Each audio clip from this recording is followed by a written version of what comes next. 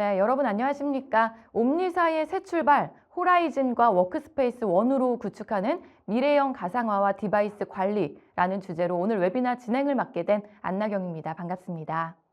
네, 기존 VM웨어 제품으로 친숙하신 호라이즌과 워크스페이스 원이 옴니사라는 새로운 브랜드 네임으로 시작하게 되었습니다. 네, 이에 따라서 어떤 변화가 있는지 많이들 궁금하셨을 텐데요. 네, 오늘 웨비나에서는 이런 궁금증을 해소해 주시고 또 새롭게 변화된 옴니사 호라이즌과 워크스페이스 원 제품에 대해서 소개해 주실 분들을 모셨습니다.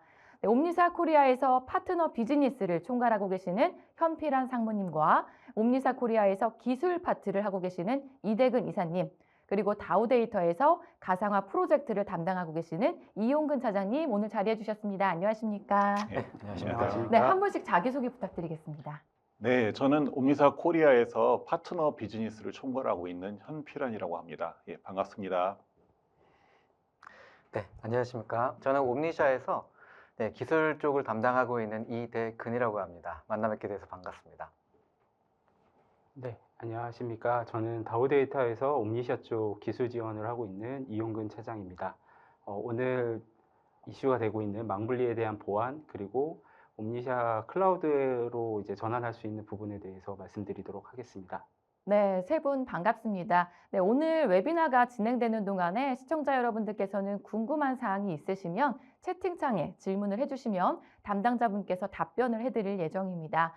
그리고 웨비나에 참여하시고 설문을 작성을 해주신 분들 중 100분께는 스타벅스 아메리카노 기프티콘을 보내드리고요. 좋은 질문을 해주신 분들 중 5분께는 투썸플레이스 기프티콘을 경품으로 보내드릴 예정입니다. 끝까지 많은 참여와 적극적인 참여 부탁드리겠습니다.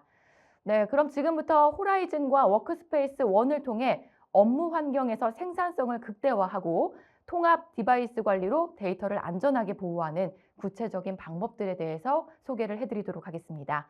네, 그럼 첫 번째 세션인 옴니사 소개와 VM웨어에서의 변화라는 주제로 현필한 상무님의 발표를 시작해 보겠습니다. 상무님 발표 부탁드리겠습니다. 제 첫 번째 소개로서 옴니사의 그 미션에 대해서 간단히 한번 말씀을 드리도록 하겠습니다. 저희가 올해 7월 1일자로 옴니사라는 회사로 분리가 됐는데요.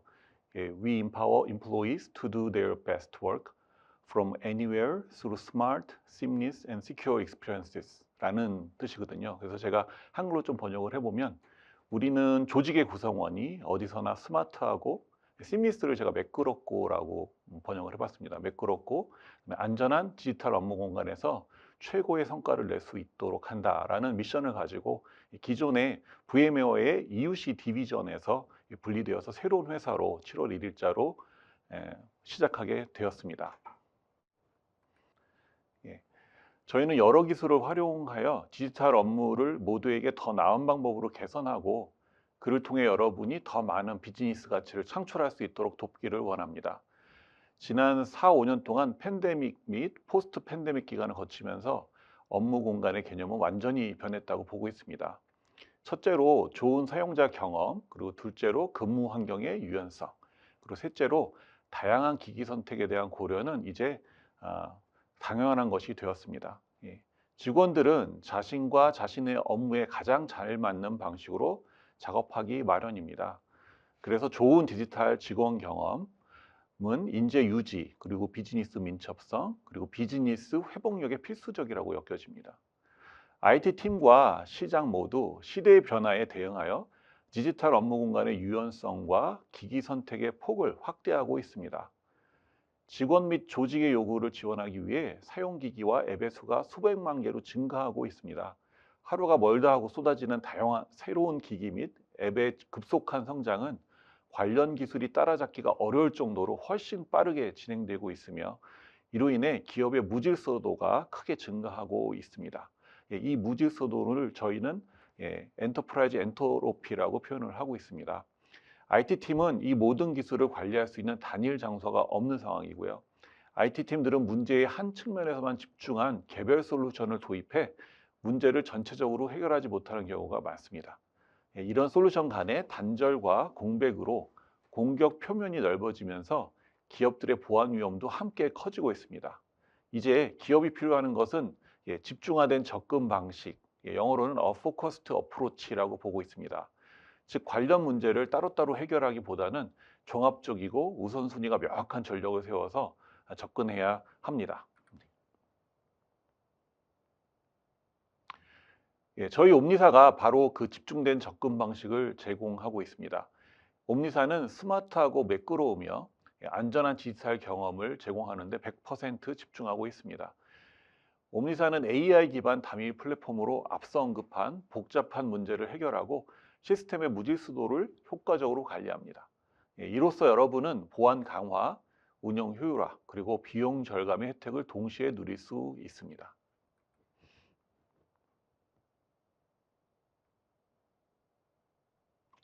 옴니사의 비즈니스 현황을 잠깐 설명드리도록 하겠습니다. 옴니사의 기업 가치는 현재 한화로 5조 2천억 정도로 평가를 받고 있습니다. 그리고 매년 2조 원 정도의 연매출을 기록하고 있으면서 성장과 수익성을 동시에 실현하고 있습니다. 옴니사는 전 세계 2만 6천여 개의 고객을 보유하고 있으며 포춘 500 기업 중 70%를 고객으로 두고 있습니다. 현재 전 세계 4천여 명의 직원이 풍부한 경험을 갖춘 리더십 팀과 함께 이 새로운 기업의 일원이 되었습니다. 이제 옴니사의 고객들에 대한 말씀을 좀 드리겠습니다. 현재 전 세계 100여 개 이상의 주요 대학, 전 세계 주요 항공사 상위 10곳 중에 9곳, 전 세계 주요 국방조직 15곳 이상, 전 세계 최대 규모의 은행 상위 10곳 중에 8곳, 미국 내 최대 소매기업 상위 10곳 중에 9곳, 전 세계 도시, 지방자치단체, 중앙정부 1000여 곳 이상, 그리고 마지막으로 미국 내 최대 헬스케어 기업 상위 10곳 중에 8곳이 현재 저희 고객으로 있습니다. 그동안 저희 옴니사로 새로운 회사가 되기 위해서 진행했던 과정들을 좀 정리를 해보겠습니다. 저희는 VM웨어의 여러 사업 부분 중에서도 특히 뛰어난 성과를 내던 부분이었습니다. 2023년 11월 22일 날 VM웨어가 브로드컴에 인수되었습니다. 그리고 2024년 7월 1일 우리는 브로드컴에서 분사해 콜버그 크레비스 로버츠, 즉 KKR이란 사모펀드 소유의 독립기업 옴니사로 새롭게 출발했습니다. 옴니사는 우리 구성원들의 지속적인 헌신과 끈기가 만들어낸 결과라고 믿습니다.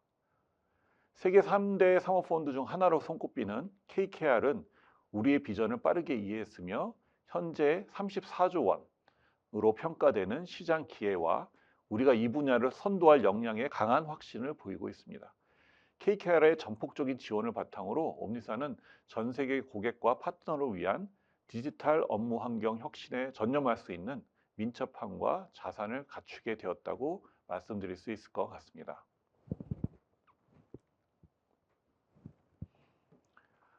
저희는 앞으로 크게 세 가지 영역에 지속적으로 투자할 것입니다. 첫째는 기술 혁신 부분인데요. 옴니사는 기존에 가지고 있던 워크스페이스 원과 허라이즌에 대한 지속적인 투자를 이어가고 있습니다. 또한 자가 치유, 자가 구성, 자가 보완이 가능한 자율적인 업무 환경에 대한 비전을 실현하기 위해 AI 기반의 플랫폼의 발전에 주력할 예정입니다. 두 번째로 비즈니스 편의성 개선인데요. 고객과 파트너가 옴니사와 더 쉽게 협력할 수 있도록 전담 영업 및 지원팀을 제공하여 새롭게 독립된 기업 구조에 맞춘 새로운 파트너 프로그램을 도입합니다. 마지막으로 세 번째는 에코시스템 확장 및 통합 강화입니다. 고객이 혁신의 최전선에 설 수 있도록 특정 밴드에 대한 의존도를 낮추고 에코시스템을 확장하며 통합을 강화해 나가겠습니다.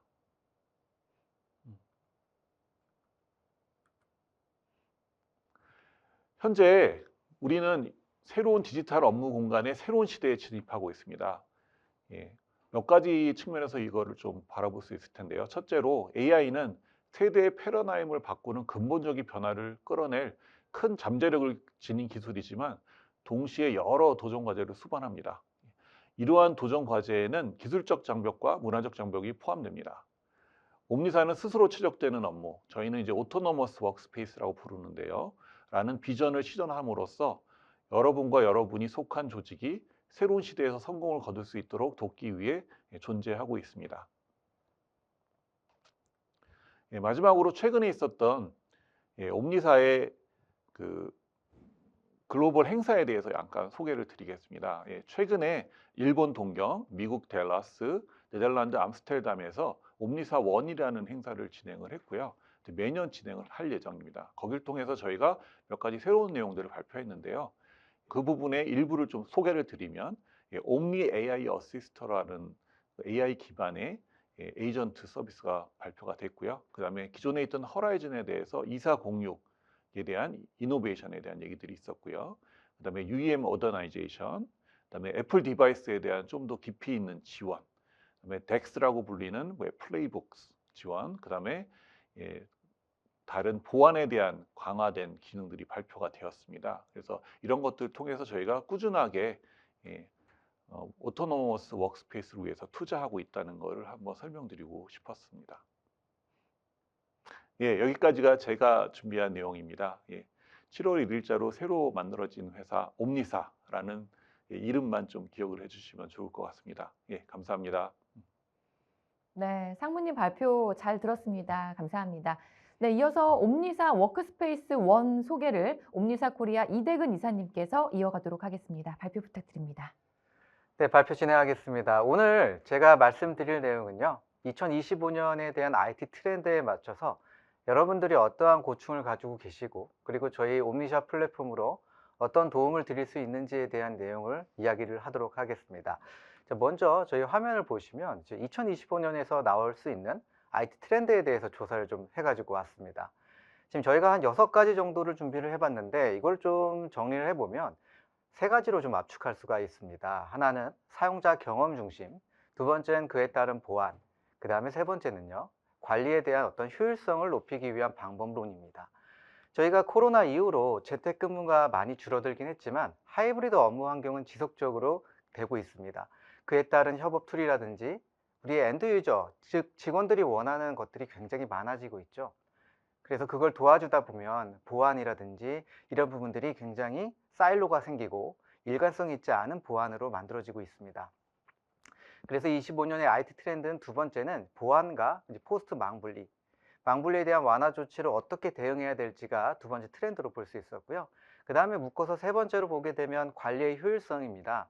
우리가 AI, ML 많이 들어보셨지만 이걸 어떻게 잘 쓸 수 있을까라는 부분들이 의문점으로 있었던 것들이 우리는 이제 잘 쓸 수 있게끔 대중화가 됐고요. 그 대중화에 있어서 또 특정 문제가 발생했을 때 자동으로 처리해 줄 수 있는 자동화까지 어떻게 관리적으로 효율적으로 관리할 수 있을까? 이런 것들이 이제 IT 트렌드로 볼 수 있을 것 같습니다. 자, 그런데 그러면 여러분들은 아마 사용자 경험 중심으로 진행을 하다 보면 이런 도전 과제를 마저 보실 수 있을 것 같아요. 예를 들면 집에서 근무를 해야 되는데 내가 원하는 PC가 없어요. 그러면 개인이 갖고 있는 PC가 맥OS가 됐던가 아니면 개인이 갖고 있는 태블릿으로 업무를 하던가 이제 그렇게 하다 보면요, 그 필요한 어플리케이션이라든지 협업 도구 또는 관리 툴 이런 것들을 지속적으로 구매하게 됩니다. 자, 구매를 하다 보면 관리 솔루션들에 대한 파편화도 일어나고요, 또 솔루션 간에 대한 보안 관점도 다르기 때문에 보안에 대한 어떤 홀들이 나타나게 돼요. 근데 이것뿐만 아니라 더 큰 문제는요, 관리해야 될 관리 주체들이 많아진다는 거죠. 즉 관리의 비용은 지속적으로 늘어난다는 겁니다. 그래서 여러분들은 이런 고려사항이 좀 필요해요. 우리가 어떻게 강화된 인증을 할 것인지, 사용자, 예전에는 저희가 경계방화벽 입장에서 봤을 땐 사용자 기준으로만 인증을 하면 들어갈 수 있게끔 했지만 이젠 사용자와 디바이스까지 함께 인증을 한 후에 회사의 내부에 있는 서비스나 사스 서비스에 액세스할 수 있고요. 그리고 그 어떠한 단말기로 액세스를 하더라도 통합 관리, 그리고 통합 보안, 그리고 비저빌리티를 높이고 선제적으로 대응할 수 있는 체제를 지금 고려를 해야 된다라고 말씀을 드리고 싶어요. 그래서 저희가 이런 지속 가능한 해결책의 이름을 앞서 말씀드렸던 것과 같이 집중된 접근 방식과 제로 트러스트에 대한 보안 방법, 그리고 AI, ML에 대한 자동화 기능으로 효율적으로 관리해 보실 수 있는 해결책을 말씀을 좀 드리고 있습니다. 자, 요게 좀 복잡하시다면 이렇게 3가지로 좀 압축해 갖고 왔어요. 첫 번째가 사용자 경험 관리, 두 번째가 통합 보안 모델, 그리고 세 번째가 AI, ML에 대한 자동화. 자, 그러면 저희 솔루션을 가지고 어떻게 이거를 잘 할 수 있는지를 말씀을 좀 드려보도록 하겠습니다. 사용자에 대한 경험 관리라는 건 사용자가 입사를 하고 퇴사할 때까지 전반적인 라이프 사이클을 관리하는 거예요.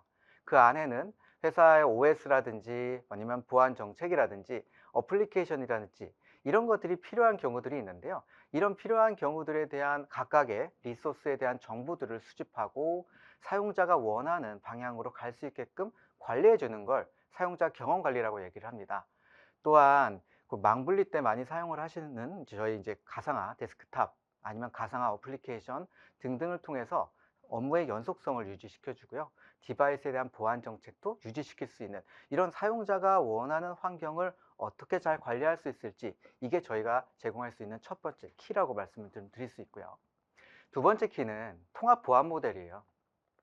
단말기를 따로 관리하는 것이 아니라 통합 인증 강화를 해서 사용자하고 단말기, 우리 사용자가 확인된 단말기로 액세스를 하는지부터 보안은 시작이 되는 겁니다.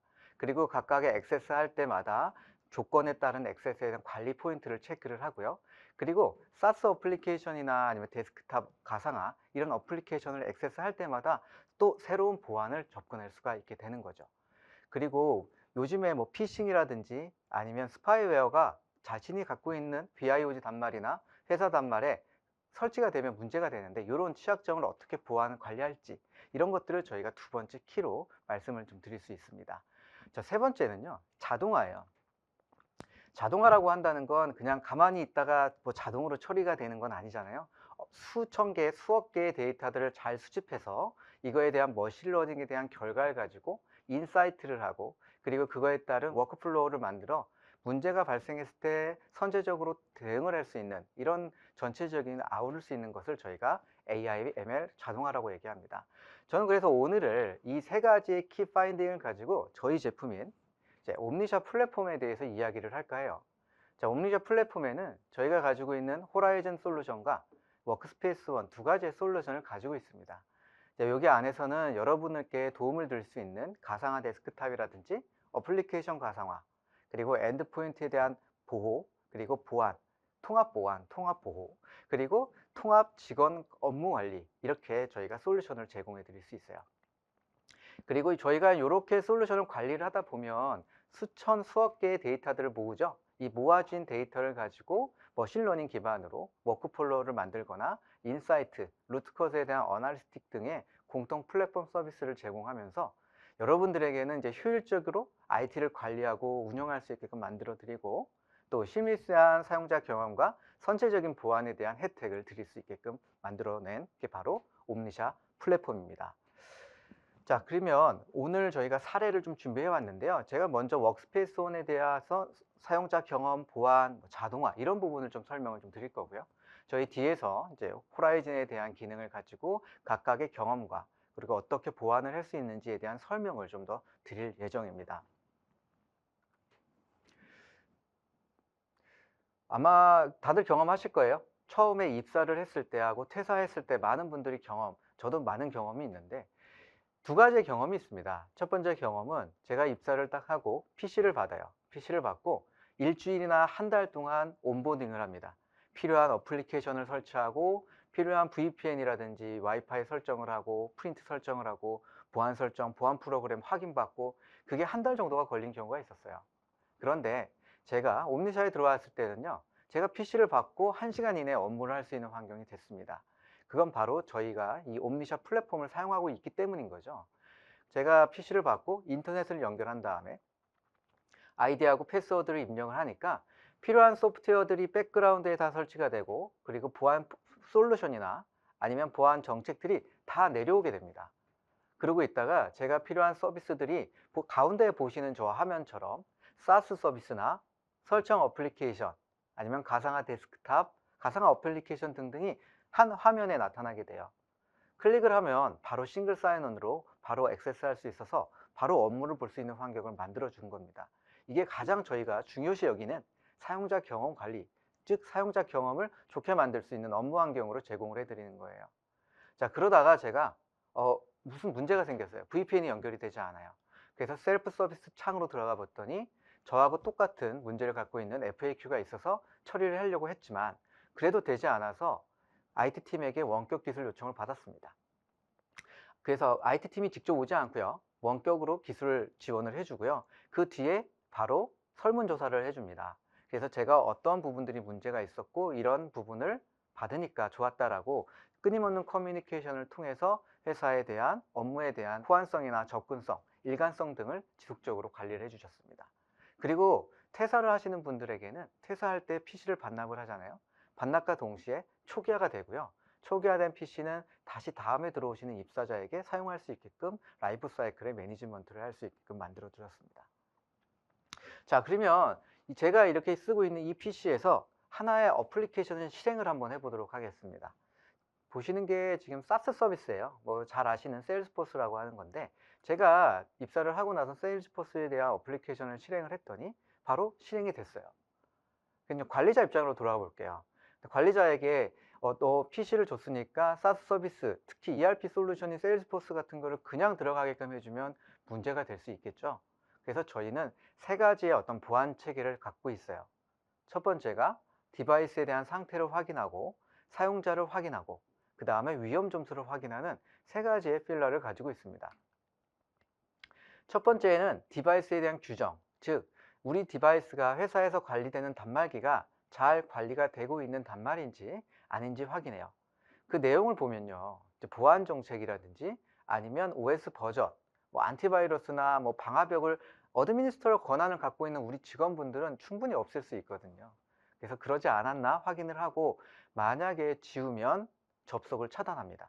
이 순간부터요. 근데 그렇지 않으면 다음으로 넘어가요. 제가 제일 상단에다가 제로 트러스트라고 썼는데, 제로 트러스트의 두 번째 어떤 조건이 바로 소프트웨어적인 경계 보안입니다. 이것이 바로 소프트웨어적인 경계 보안인데요. 최소한의 권한을 주고 사용자가 특정 어플리케이션, 사스 서비스에 액세스할 때 거기에 들어갈 때 뭐 알려진 네트워크로 들어오는지 아니면 각 어플리케이션에 그 사용자 권한이 있는지 한 번 더 체크를 합니다. 여기까지 인증이 끝나면요, 끝난 게 아니고 한 번 더 물어봐요.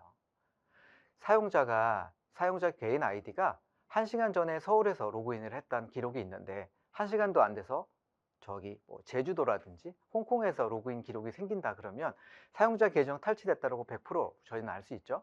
그렇게 되면 사용자에게 한 번 더 물어보거나 아니면 액세스를 디나이하거나 이런 식으로 제로 트러스트의 보안의 엔드포인트 관점으로 이런 보안에 대한 기능을 제공을 해드립니다. 많은 분들이 이 부분에 대해서 질문을 주세요. 그러면 요즘에 말하는 제로 트러스트가 이걸로 다 되느냐? 그렇지 않습니다. 이 제로 트러스트는 엔드포인트부터 엔드 투 엔드로 전체적인 전반적인 으로 다 보안을 관리를 해야 되는 거지, 저희가 이 부분에서 말씀을 드리는 거는 딱 엔드포인트에서부터 네트워크까지, 그러니까 사스 앱이나 인터널 네트워크에 들어가는 데까지 저희가 관리를 한다라고 말씀을 좀 드릴 수 있을 것 같아요. 자, 다음엔 이제 보안 준수 상태예요. 우리 단말기가 얼마나 보안을 잘 관리하고 있는지 체크를 해야 되는데 그 기준이 있습니다. 이 기준을 저희가 데스크탑과 모바일로 나눴고요. 이 보안 정책은요, 한 4,000가지, 많게는 4,000, 적게는 200가지가 넘어요. OS별로. 그렇지만 저희가 멀티 OS 플랫폼에 맞춰서 각각의 보안 규정을 이렇게 라인 바이 라인으로 만들었어요. 데스크탑과 모바일은 OS 기준으로 서로 좀 다르지만 이 중에서 하나만 사용자가 제거를 하거나 이 체크 항목에 빠지게 된다 그러면 왼쪽의 화면처럼 빨간색으로 규정 준수 위반이라는 표시가 나오고요. 이렇게 되게 되면 사용자, 우리 직원들이죠. 직원에게 푸시로 알림이 가거나 메일을 보내거나 아니면 보안 프로파일을 삭제함으로써 회사 내에 있는 정보를 액세스할 수 없게 차단을 합니다. 그래서 과거에는 액세스할 때마다 단말기에 대한 보안 준수가 사일로가 되고 또 보안에 홀이 있던 것들을 이렇게 일관성 있게 관리할 수 있게끔 저희가 보안 규정과 준수 상태를 제공을 해드리는 부분이 있습니다. 그 다음에는 모바일 침해 방지 시스템에 대해서 보안 관점에서 좀 말씀을 좀 드리는데요. 뭐 백신 많이들 알고 계실 거예요. 그런데 저희가 가장 문제로 보이는 게 아무래도 피싱입니다. 그리고 스파이웨어나 아니면 트로이 목마 같은 그런 어플리케이션들이 엔드포인트 모바일에 설치가 된다 그러면 그건 굉장히 큰 리스크가 나타날 수가 있게 되는데요. 그래서 저희가 그런 어플리케이션들이 설치가 되어 있는지 안 되어 있는지 감지를 하여서 사용자에게 알려주고요. 사용자가 지우도록 유도합니다. 그리고 지우지 않으면요, 회사 내부에 있는 서비스에 액세스할 수 있게끔 차단을 하고요. 그리고 루팅이 됐거나 아니면 모바일 운영체제가 너무 노후화돼 가지고 업그레이드가 안 됐어도 사용자에게 알림을 주고, 그리고 URL을 클릭했을 때 저희 DNS 기반으로 그 URL이 문제가 있는지 아니는지까지 다 체크해서 관리하는 시스템, 그게 바로 저희 MTD라고 하는 솔루션으로 제공을 해드리고 있습니다. 자, 지금까지 제가 이제 보안에 대해서 좀 많이 말씀을 좀 드렸어요. 뭐 제로 트러스트의 보안 관점이라든지 모바일 기반의 보안 관점, 이런 것들을 좀 말씀을 드렸는데, 끝으로 저희가 자동화 관리 부분에 대해서 좀 설명을 좀 드려보도록 하겠습니다. 자동화로 관리하려면요, 엄청나게 많은 데이터를 수집해야 돼요. 그 데이터를 수집한 것뿐만 아니라 어떻게 잘 정량화해서 보여줘야 되냐, 이 부분인데, 저희가 잘 아는 게 보시는 것처럼 모든 장치죠. 뭐 안드로이드, iOS, 윈도우, 맥 할 거 없이 모든 장치에 대한 정보를 정량화해서 보여드립니다. 상단에 보이시는 화면은요, 데스크탑에 대해서 뭐 부팅 시간이라든지 아니면 OS 크래시 혹은 종료 시간, 메모리, CPU, 와이파이, 다운로드 속도 등등에 대한 정보들을 전부 수집하여서 이렇게 정량화된 모습으로 보여드리고요.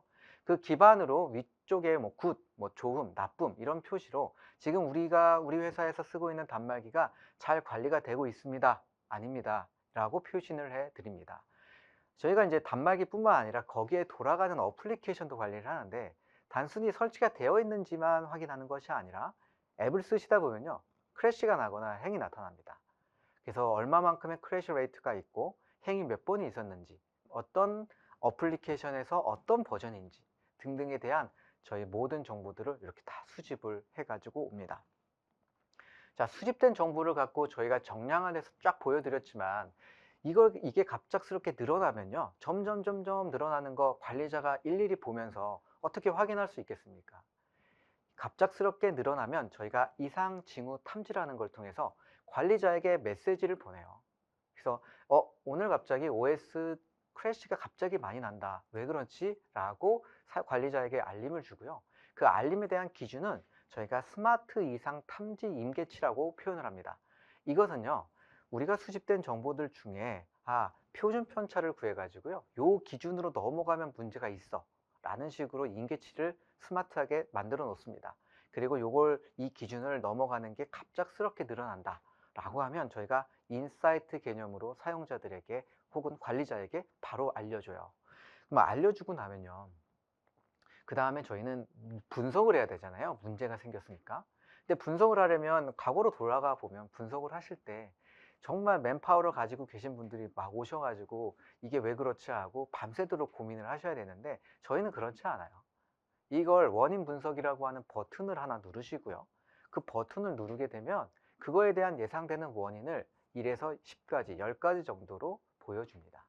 그 보여진 원인 중에서 우리 관리자는 잘 본인들이 판단해 갖고 적용을 해보고, 그 적용을 했을 때 문제가 없다 라고 판단이 되시면요, 그 판단된 내용을 갖고 워크플로우를 만들어 줍니다. 이것도 물론 자동으로요. 예를 들면요, 저희가 OS 크래시가 나가지고 문제의 원인을 돌려봤더니 이게 바이오스 업데이트가 필요한 거예요. 그럼 바이오스 업데이트에 대한 정책을 수만 대의 단말기에 다 정책을 내리게 되면 적절하지 않은 단말기한테까지 내려가기 때문에 굉장히 딜레이가 발생을 해요. 그래서 저희는 이 워크플로우 안에는 조건문이 있죠. 특정 바이오스보다 버전이 낮을 경우 이런 문제가 발생을 하고, 즉 이런 문제가 발생하는 단말기를 1차로 저희가 필터링을 한 다음에 그 단말기에만 바이오스 업데이트를 한다라는 정책을 내리게 되는 거죠. 이런 식으로 저희가 워크플로우를 만들어서 AI, ML 기반의 자동화 관리를 할 수가 있게 됩니다. 그 밖에 고객들이 많이 사용하시는 워크플로우들이 있으세요. 물론 이건 로우코드 방식으로 드래그 앤 드랩으로 만들어 줄 수 있고, 이걸 소스 코드로 아웃풋을 만들어서 사용하실 수도 있습니다. 그래서 저희가 고객 자동의 워크플로우에 가장 많이 쓰시는 게 앱 설치 순서예요. 앱이 아마 설치하면 되지 라고 생각을 하시겠지만 디펜던시가 많이 걸려 있는 앱들이 많아요. 특히 보안 앱 같은 경우에는 특정 조건이 맞아야 설치되는 경우들도 있습니다. 그런 앱 설치 순서에 대한 관리를 워크플로우로 만들어 드리고, 또한 OS 패치 혹은 어플리케이션에 대한 패치라는 것은 특정 단말기는 패치가 돼 있는데 특정 단말기는 또 되어 있지 않아요. 혹은 또 그 단말기는 패치를 하지 않아도 되는데 기다려야 된단 말이죠. 이런 식으로 필터링을 되어 있지 않은 상태에서 패치를 한 번에 내리게 되면 많은 딜레이를 가지고 가는데, 필터링을 해서 딱 필요한 사용자의 OS와 어플리케이션에만 패치를 할 수 있는 그런 워크플로우를 제공을 해드릴 수 있습니다.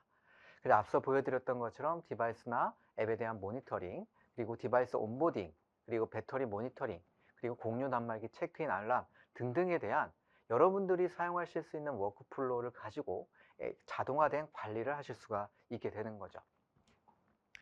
그래서 저희가 뒤에서는 호라이즌에 대한 설명을 조금 더 드리겠지만, 워크스페이스성 관점으로 OS 플랫폼을 사용을 하셨을 때 어떠한 베네핏을 드릴 수 있는지 말씀을 좀 드리면요, 가장 중요한 사용자 경험을 해치지 않고 거기에 따른 보안에 대한 셀렉티브하고, 그리고 컨셉츄얼하고, 그리고 조건에 따른 보안을 좀 더 촘촘하게 만들어 드릴 수 있어요.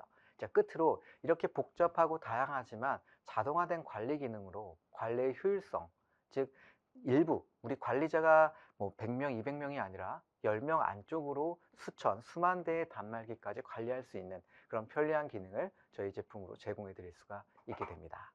네, 저는 발표를 여기서 마치도록 하겠습니다.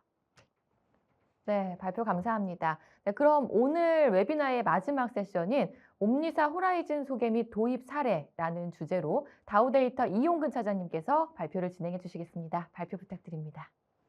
안녕하십니까. 저는 아까 소개는 드렸지만 다우데이터에서 이제 옴니샤 쪽 엔지니어를 담당하는 이용근이고요. 제가 말씀드릴 주제가 최근에 또 많이 이슈가 되고 있는 이제 망블리 쪽하고, 그리고 이제 클라우드 쪽으로 이제 전환하시는 이제 고객들이 많이 있습니다. 여기에서 이제 호라이즌 쪽이 어떻게 전략을 짜고 있는지 그것에 대해서 말씀드리도록 하겠습니다. 네, 먼저 제가 발표할 장표는 이제 규제 준수를 위한 망블리 장표고요.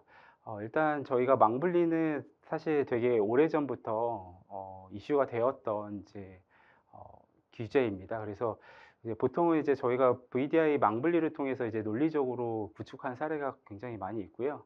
사실 이제 최근에 이제 2024년도 얼마 전이죠. 이제 8월에 저희가 금융권 이제 망블리 규제 완화 정책이 이제 발표가 이제 새롭게 되면서 다시 한번 이제 망블리에 대한 이슈가 또 이제 생긴 것 같아요. 그래서 일단 먼저 그 컨셉에 대해서만 먼저 간단하게 말씀드리면, 뭐 다들 아시겠지만 이제 VM을 이제 인터넷으로 사용하느냐, 혹은 이제 이것을 이제 업무용으로 사용하느냐에 따라서 망을 이제 분리한다라고 이제 보시면 될 것 같고요. 사실 이제 저희 VDI가 이제 각광받게 된 이유 중에 하나가 이제 비용적으로 이제 기존에 사용하셨던 이제 PC를 뭐 업무용으로 쓰시든지, 혹은 이제 인터넷으로 이제 사용을 이제 할 수 있게 되면서 가상 데스크탑은 이제 업무 또는 이제 인터넷으로 선택을 해서 사용을 할 수 있게 되었습니다. 그래서 이것을 통해서 이제 제가 이제 은행권 사례를 한번 가져와서 자세하게 한번 설명을 드리려고 이제 준비를 해봤고요. 일단 K은행 같은 경우는 총 이제 3차에 걸쳐서 2만 유저 규모로 이제 업무용 그리고 인터넷용으로 이제 망분리를 한 사례입니다. 그래서 적용 대상을 보면요, IT 부서와 이제 콜센터 임직원용으로 첫 번째 이제 클라우드 PC 업무용으로 구축을 하셨고요. 그리고 2차 사업부터 이제 본격적으로 인터넷용을, 전사 직원이 인터넷용을 사용하기 위한 망분리 이제 프로젝트를 진행을 하셨습니다. 이때 이제 이슈가 되셨던 부분이 기존에 원래 CBC 방식의 망분리를 구축해서 사용을 하고 계셨어요. 근데 사실 CBC 방식은 이제 아시겠지만 이제 클라이언트 쪽에서 자기 PC를 논리적으로 이제 구성을 해서 인터넷을 사용하는 방법이다 보니까 보안의 이제 완벽한 구성이라고 좀 말하기는 좀 어려운 부분도 있었고요. 근데 이 방법을 쭉 어찌됐든 쭉 사용하시다가 최근에 이제 윈도우 10이나 11 버전이 새롭게 OS가 출시가 되면서 이때 호환성 문제가 발생을 했습니다. 아무래도 CBC 같은 경우는 국내에서 이제 프로젝트를 하시는 이제 업체들이 이제 많다 보니까 R&D 인력이 아무래도 좀 부족한 게 사실이고요. 뭐 어찌 됐던 간에 윈도우 10에 이제 호환성 문제가 이제 발생을 하면서 다시 이제 VDI 시스템, 기존의 1차 사업에서 이제 잘 이제 운영 업무로 쓰셨기 때문에 2차 사업에서 인터넷용 이제 PC를 구축을 하실 때는 다시 이제 VDI 시스템으로 구축을 하였습니다. 그리고 또 이제 장점 중에 하나가 저희 호라이즌의 라이센스 체계를 보면 또 동시 사용자 접속을 기준으로 저희가 라이센싱을 체킹을 하다 보니까 어차피 인터넷은 플로팅하게 그냥 VM들을 이제 배포를 해놓고 필요할 때마다 사용자들이 들어가서 인터넷을 사용하면 되기 때문에 2만 유저라고 해서 전체 2만 유저의 라이센스를 구매할 필요 없이 최소한의 업무 특성을 잘 파악을 해서요. 그때 이제 동시에 사용할 수 있는 업무 그 유저 수를 책정을 해서 도입을 하였습니다. 그래서 1차, 2차에서 잘 이제 구축을 해서 사용자들이 잘 사용을 했던 거를 기반으로 이제 본점에서 이제 임직원들이 전체적으로 다 사용할 수 있게끔 이제 전체 직원에 대한 이제 업무망까지 구축을 했었습니다. 그래서 총 데이터 센터는 3개로 이제 구성이 되었고요. 각각의 데이터 센터에 각 업무에 맞는 사용자들을 이제 배치를 하였고, 또 사용자들은 이제 업무 특성에 따라서 제로 클라이언트라든지 뭐 PC, 그리고 원격에서 이제 재택근무를 하시는 분들은 뭐 모바일 디바이스까지 다양한 이제 모바일 디바이스를 지원할 수 있도록 구성을 하였습니다. 간단하게 접속하는 이제 플로우에 대해서 좀 말씀드릴 건데요. 기존에 원래 IT 운영을 하셨던 업무용 클라우드 PC 같은 경우는 간단한 이제 방화벽 포트를 오픈해서 본인한테 이제 할당받은 업무용 PC 데스크탑을 받으셔서 이제 운영을 하셨고요. 그 외에 이제 재택근무자 같은 경우에는 그 기존에 사용하셨던 이제 VPN을 활용하셔서 내부로 이제 접속해서 사용하실 수 있게 또 업무를 열어 두었습니다. 그 외에도 이제 전체적으로 VPN을 다 사용하신 게 아니고 일부 이제 VPN을 사용할 수 없는 이제 구성원들은 이제 호라이즌의 이 UAG라는 이제 보안 서비스 중간 VPN을 대체할 수 있는 서비스가 있는데요.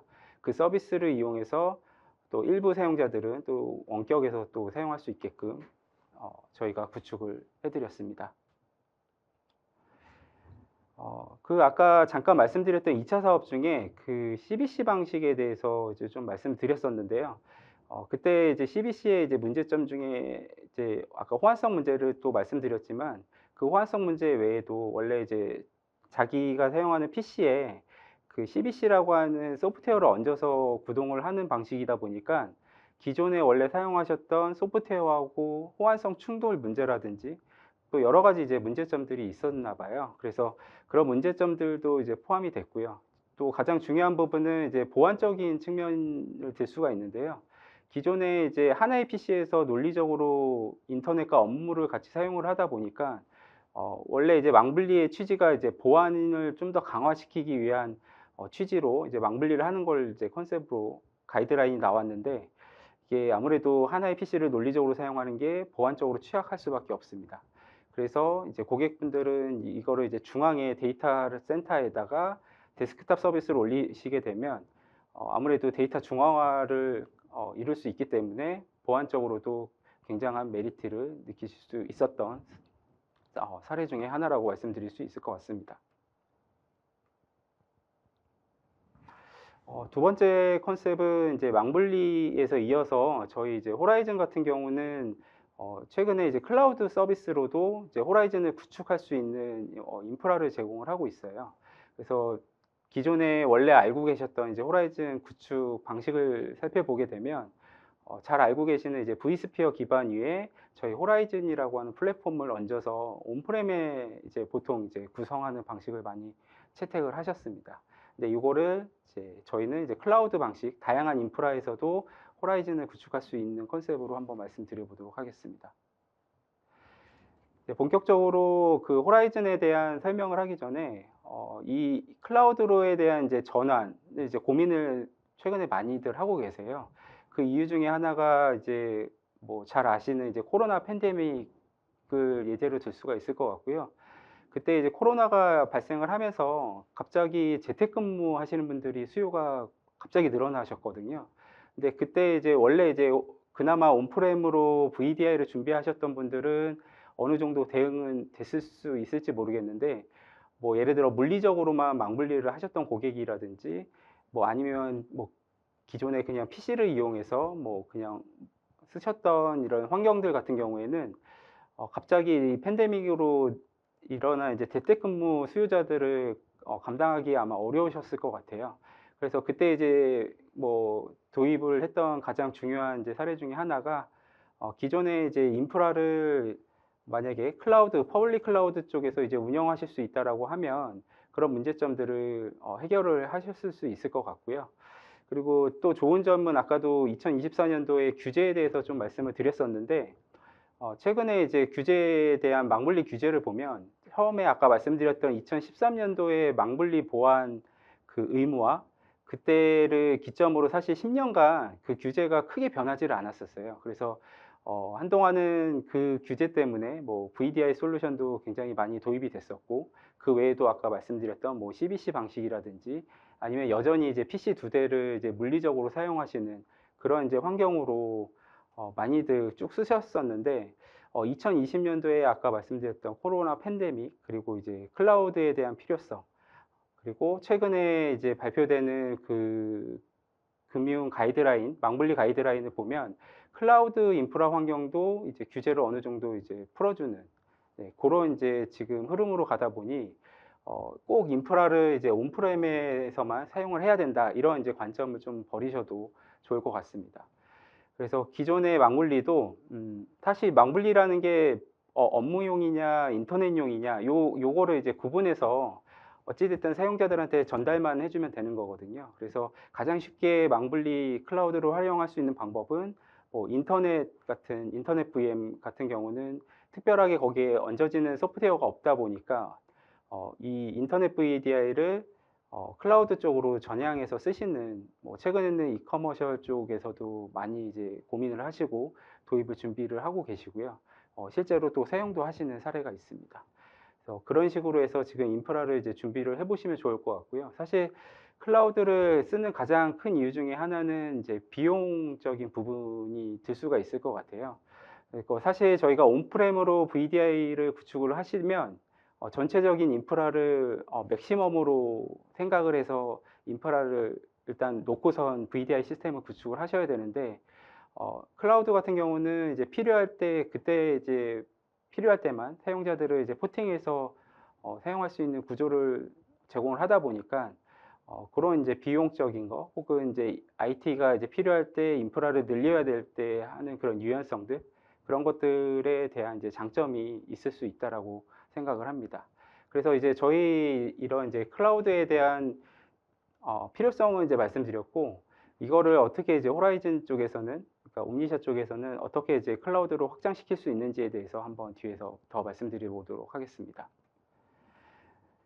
일단 호라이즌은 사스 서비스를 하나 가지고 있는데요. 그게 그 서비스의 이름이 이제 호라이즌 컨트롤 플레인이라고 하는 이제 서비스고요. 요거는 이제 저희가 온프렘으로 구성을 하시면 사실 그 커넥션 서버, 뭐 호라이즌 매니저라고 하는 서버를 통해서 이제 관리를 일반적으로 하시게 되는데 일반적인 온프렘 기능 외에 이제 클라우드 서비스 연결을 하기 위해서 혹은 클라우드 서비스와 온프렘 간의 이제 뭐 하이브리드 모델을 만들기 위해서는 저희 호라이즌 컨트롤 플레인이라고 하는 통합 서비스가 필요합니다. 요거는 이제 사스 기반으로 저희가 제공을 해드리고 있고요. 그 외에 나머지 이제 인프라들 혹은 그 위에 올라가 있는 뭐 하드웨어들 이런 것들은 이제 IaaS 서비스들을 이제 제공하는 퍼블릭 클라우드 서비스들을 제공하는 뭐 AWS라든지 뭐 애저 아니면 구글 뭐 이런 이제 다양한 이제 퍼블릭 클라우드에서 저희 이제 호라이즌 인프라를 구성을 하실 수가 있습니다. 그래서 여기 이제 그림에 보시면은 그 사람 모양 말고 약간 이제 뭐 그 약간 저 매니지드 하는 이제 그림이 하나가 있는데요. 그게 이제 그 어떻게 보면 관리의 대상이라고 보시면 될 것 같고요. 일단 그 클라우드 쪽에 보시면 그 하이퍼바이저 레벨하고 하드웨어 레벨을 관리를 해주는 거는 이제 VM웨어 우리가 원래 알고 있던 이제 VM웨어의 기반으로 호라이즌 시스템을 구축하는 부분이라고 보시면 되고요. 그래서 온프렘하고 기존에도 온프렘은 원래 이제 VM웨어 기반으로 인프라를 구축을 하셨기 때문에 그거를 확장해서 클라우드까지 하이브리드로 연결하실 수 있는 옵션이 두 번째 옵션이라고 보시면 되고요. 그 세 번째 옵션은 클라우드에서 이제 인프라하고 하드웨어 외에 이제 기존의 호라이즌 관리까지 부분이 들어간 게 이제 세 번째 옵션이라고 보시면 됩니다. 그래서 요거는 뭐 애저나 AWS에서 제공하는 뭐 다스 서비스 같은 부분이라고 보시면 되고요. 뭐 과거에는 사실 vSphere를 반드시 깔아야 되고 뭐 vCenter 깔아야 되고 뭐 이런 부분들이 필요했다라고 하면 세 번째 옵션은 꼭 굳이 vSphere라는 옵션을 가져가지 않더라도 원래 이제 클라우드 쪽에서 제공하는 그 다스 서비스를 활용하신다면 더 이제 심플하게 데스크탑 서비스를 받아보실 수 있을 것 같습니다. 네. 그래서 앞서 말씀드렸던 그 클라우드 관점에서 그 호라이즌 서비스 아까 말씀드렸던 이제 관리 서비스를 통해서 하나의 그 데스크탑 서비스를 이제 만들 수가 있는데요. 그 기능이 이제 호라이즌 컨트롤 플레인이라고 하는 기능이고요. 그 기능을 통해서 이제 기존에 이제 운영하셨던 온프렘의 이제 호라이즌과 이제 퍼블릭 클라우드에서 아까 구축 모델 몇 가지 설명드렸던 그 구축 모델을 이제 하나로 연결해서 이제 사용할 수 있는 이제 하이브리드 클라우드 형태의 다스 서비스를 제공을 하실 수가 있습니다. 그래서 거기에서 이제 가장 중요한 부분은 이제 클라우드와 온프렘을 연결하는 이제 유니파이드 브로킹 서비스가 이제 가장 중요한 기능이 될 것 같고요. 또 이제 중요한 점 중에 하나가 저희 이제 라이센스 부분이 될 수 있을 것 같은데, 저희는 이제 유니버셜이라고 하는 이제 호라이즌 라이센스 체계를 가지고 있습니다. 그래서 기존에 원래 사용하셨던 이제 온프렘에서 사용하셨던 그 라이센스를 클라우드로 이제 확장하면서 그 클라우드에 들어가는 그 라이센스로도 이제 활용을 하실 수가 있어요. 그래서 기존에 만약에 운영을 하시다가 아까 말씀드렸던 예를 들어 뭐 팬데믹이나 기타 여러 이제 상황들이 발생해서 갑자기 이제 클라우드 쪽으로 이제 확장이 필요하다. 그러면 당연히 요 인프라적인 부분은 이제 IaaS 업체에 이제 맡겨서 이제 운영을 하시면 되고요. 그리고 저희 쪽 기준으로 봤을 때는 라이센스를 유니버셜 라이센스를 활용하시면 기존에 이제 온프렘에 있는 것들을 활용을 더해서 이제 클라우드 쪽으로도 이제 그 라이센스를 옮겨서 사용하실 수 있는 그런 옵션도 가지고 있으니 그 점을 이제 참고해 주시면 좋을 것 같습니다. 그리고 제가 마지막으로 준비한 장표는 이제 어플리케이션 관리에 대한 부분이고요. 일단 VDI를 이제 운영하시고 뭐 여러 이제 그 상황들을 보시게 되면은 기존에 사실 가장 어려웠던 것들 중에 하나가 이제 OS나 이제 어플리케이션들의 이제 업데이트 관리라고 보시면 될 것 같고요. 그래서 사실 그 OS하고 그 어플리케이션이 어떻게 보면 이제 하나의 그 이미지로 관리를 하다 보니까 사실 저희가 VDI 구축을 하다 보면은 마스터 이미지라는 거를 이제 만들게 되는데, 그때 그 마스터 이미지에 원래 이제 저희가 처음에 필요로 했던 고객의 이제 어플리케이션들, 그리고 고객이 원하는 뭐 여러 가지 서비스들을 이제 얹어서 마스터 이미지를 이제 배포하게 되는데요. 처음에 배포할 때는 좋은데 나중에 뭔가 이제 업데이트가 일어나거나 아니면 뭔가 패치를 해야 되거나 뭐 이렇게 되면 전체적인 이제 패치 업그레이드나 어플리케이션을 추가하기가 굉장히 좀 번거로웠어요. 그래서 이제 예를 들어서 뭐 마스터 이미지를 버전별로 뭐 준비를 해서 그 상황에 맞게끔 뭐 배포를 한다든지 뭐 이런 식으로 해서 좀 유지 관리를 했었는데, 사실 이런 이제 부분들이 어떻게 보면은 계속 수정을 해야 되고 배포를 해야 되는 아무래도 관리적인 이슈가 이제 발생을 하게 됩니다. 그리고 만약에 실제로 이미지를 배포를 했는데 그 이미지에 대한 이제 업데이트나 뭐 추가적인 기능들이 문제가 생겨서 롤백을 만약에 해야 된다. 그러면 그 롤백도 사실 또 쉽지가 않거든요. 그래서 저희는 이제 뭐 예를 들어 마스터 이미지를 만들어서 한 번에 이제 대량으로 이제 배포를 하게 되면 나중에 그거를 회수해서 다시 배포하기란 굉장히 또 어려운 부분들이 있었습니다. 그래서 이런 여러 가지 문제점들을 이제 해결을 하기 위해서 호라이즌 쪽에서는 원래 이제 어플리케이션을 분리해서 관리할 수 있는 앱볼륨이라고 하는 기능을 제공을 하고 있었습니다. 그래서 이 앱볼륨을 간단하게 좀 설명을 드리면요. OS와 어플리케이션을 이제 분리해서 운영 관리를 하실 수 있다라고 이해를 하시면 좋을 것 같고, 그 얘기는 이제 OS는 OS대로 그리고 어플리케이션은 어플리케이션대로 이제 구분을 할 수 있기 때문에 아까 말씀드렸던 이런 패치라든지 어플리케이션에 대한 뭐 업그레이드라든지 이런 것들을 쉽게 하실 수 있다라고 보시면 될 것 같고요. 컨셉은 그렇습니다. 컨셉은 기존에 원래 알고 있던 이미지를 아까 분리한다라고 말씀드렸잖아요. 이 분리하는 거를 쉽게 좀 말씀드리면 뭐 하나의 어플리케이션을 캡처를 해서 그 캡처된 이미지를 필요할 때 사용자 레벨별로 그 사용자가 필요한 어플리케이션이다 그러면 그거를 이제 사용자 계정에 따라서 그 어플리케이션을 사용할 수 있도록 그런 이제 권한을 제공할 수 있는 기능을 제공을 하고 있고요. 그래서 기존의 그 어플리케이션에 대한 앱 분류 기능을 통해서 기존 이미지와 어플리케이션을 분리해서 운영하실 수 있다라고 한번 이해를 해주시면 좋을 것 같고, 그리고 새로운 기능이 하나 더 나왔는데 이거는 앱스 온 디맨드라고 하는 이제 컨셉입니다. 그래서 아까 말씀드렸던 컨셉은 그냥 분리해서 필요하면 어플리케이션을 붙여준다 이 컨셉으로 보시면 되고, 요건 이제 한 단계 더 진화를 해서 어플리케이션을 필요로 할 때 그때 이제 리소스를 이제 추가로 연결해 준다라고 좀 생각을 해주시면 좋은데, 그 기존에 이제 원래 우리가 알고 있던 이제 OS 이미지 레벨에서 어플리케이션을 연결하는 그 컨셉 말고, 그리고 저희가 이제 어플리케이션 가상화라고 하는 RDSH라고 하는 앱 스트리밍 컨셉이 있거든요. 그때 이제 저희도 이제 뭐 예를 들어 풀 데스크탑을 전달을 해서 그 이미지 상태를 그대로 이제 전달해서 이제 사용하시는 방법도 있지만, 그 리소스적으로 봤을 때 특별한 이제 특정한 어플리케이션이 필요하다라고 하시면 그 어플리케이션만 사용해서 스트리밍을 할 수 있는 RDSH도 많이 사용하셨었습니다. 근데 요때 이제 저희가 필요로 한 게 그 어플리케이션을 미리 깔아서 운영을 하시는 게 아니고 어플리케이션이 필요로 할 때, 뭐 예를 들어서 어플리케이션 A라는 어플리케이션을 내가 스트리밍을 하겠다라고 하면 그때 뒷단에서 이제 앱볼륨이 동작을 해서 그 필요로 하는 어플리케이션의 RDS 서버에 이미지를 이제 연결해 주는 방식으로 저희가 이제 새롭게 구동이 됐고요. 그래서 이 기능을 활용을 하시게 되면 불필요하게 리소스를 미리 설치하셔서 어플리케이션 운영을 하지 않으셔도 되니까 기존의 이제 오펙스, 캐펙스적인 측면에서 비용 절감을 꾀할 수 있다라고 이해를 해주시면 좋을 것 같습니다. 그래서 이제 아까 말씀드렸던 그 내용인데요. 그 기존에 원래 알고 있던 그 OS 이미지 그리고 어플리케이션, 그리고 또 하나가 있는데 프로파일, 그러니까 개인들이 사용하시는 별도의 이제 개인 프로파일 영역도 저희가 이제 DM이라고 하는 솔루션을 가지고 분리해서 운영을 하실 수가 있어요. 그래서 이제 가장 중요한 이제 OS, 어플리케이션, 그리고 개인 프로파일, 요거를 이제 세 개를 다 각각 분리해서 운영을 하시게 되면 굉장히 이제 이미지 관리를 쉽게 잘 하실 수가 있습니다.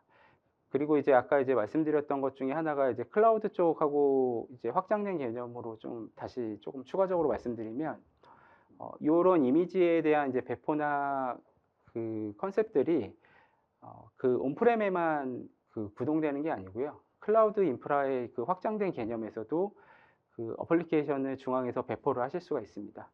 그러니까 그 얘기는 이제 온프렘 기능이 아니라 멀티 클라우드 환경에서도 이 앱볼륨, 아까 앱스온 디맨드를 활용해서 어플리케이션 관리를 쉽게 하실 수가 있을 것 같습니다. 네, 마지막으로 제가 옴니샤 호라이즌에 대해서 요약해서 좀 말씀드리도록 하겠습니다.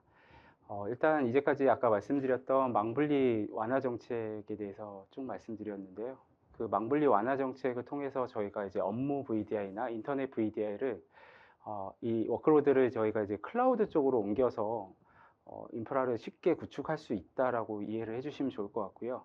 이를 통해서 아까 말씀드렸던 호라이즌 컨트롤 플레인, 뭐 그런 통합 관리 서비스를 통해서 단순화된 관리, 그리고 사용자 경험에 대해서 이제 만족시켜 줄 수 있는 솔루션으로 좀 기억을 해주셨으면 좋을 것 같습니다.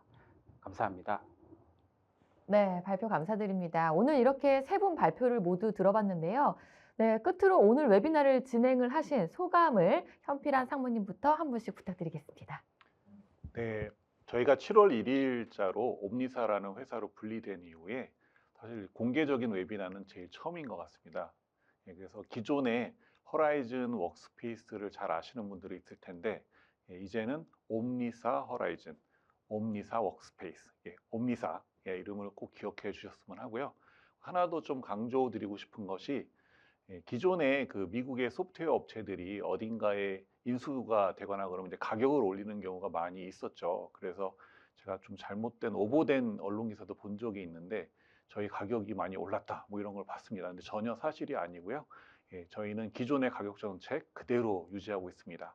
그래서 앞으로 디지털 워크스페이스에 특화된 전문 기업 옴니사로 기억해 주셨으면 좋겠습니다. 네, 이대근 이사님 소감 부탁드립니다. 네, 끝까지 들어주셔서 감사드립니다. 저희 호라이즌과 워크스페이스원 이렇게 두 가지로 생각하지 말아 주시고요. 옴니샤 플랫폼으로 기억을 해 주시고요. 그리고 저희는 이제 사용자 경험이 최선이 우선이 되는 회사로서 테크니컬하게 기술적으로도 그쪽으로 발전을 하려고 노력을 하고 있습니다. 저희 제품 잘 많이 사랑해 주시고요. 필요하실 땐 저희 다우데이터와 함께 불러주신다 그러면 저희가 데모나 아니면 제품에 대한 소개를 직접 찾아가서 드리도록 하겠습니다. 네, 감사합니다. 네, 이용근 차장님도 소감 부탁드립니다. 네, 아까 말씀드렸던 이제 망블리 쪽하고 클라우드 쪽에 좀 중점적으로 말씀을 많이 드렸었는데요. 이제 옴니샤 호라이즌을 이제 단순하게 온프렘에서만 이제 구동하고 관리할 수 있다라는 이제 생각은 조금 이제 조금 내려놓으시고 이제 다양한 인프라 그리고 이제 클라우드 쪽에서도 활용을 하실 수 있는 VDI 솔루션으로 조금 생각을 해주셨으면 좋을 것 같습니다. 감사합니다. 네, 세 분 감사합니다. 네, 이상으로 전자신문 올쇼TV가 마련한 옴니사의 새 출발, 호라이즌과 워크스페이스 원으로 구축하는 미래형 가상화와 디바이스 관리, 오늘의 웨비나를 모두 마치도록 하겠습니다.